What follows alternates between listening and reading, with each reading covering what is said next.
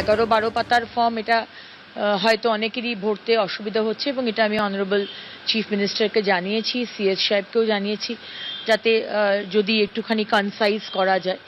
আর যে পয়েন্টার্সগুলো হয়তো অতটা দরকার নেই, ভ্যাকসিনেশন অতটা আমাদের দরকার নেই, 3টে রুম আছে এটা অতটা দরকার নেই, যেটুকু দরকার সেটুকু যদি আমরা করতে, এটা নিয়ে ভাবা হচ্ছে যদি এটা কম করা যায়। কিন্তু এই ইনফরমেশনটা শুধু অন্নপূর্ণা যোজনার জন্য নয়, let me make it very clear. মানে আপনি ফর্মটা ফিল আপ করার সময় যখন দেখছেন যে এই পয়েন্টসগুলো রয়েছে, এটা না ভরলে আমি পাবো না, এটা কিন্তু বিষয়টা নয়। কারণ আগামী দিনে যে প্রচুর কেন্দ্রের যে যোজনাগুলো সুবিধা আমরা আপনাদেরকে দেব, সেটার জন্য কিন্তু এই ডকুমেন্টেশনটা দরকার।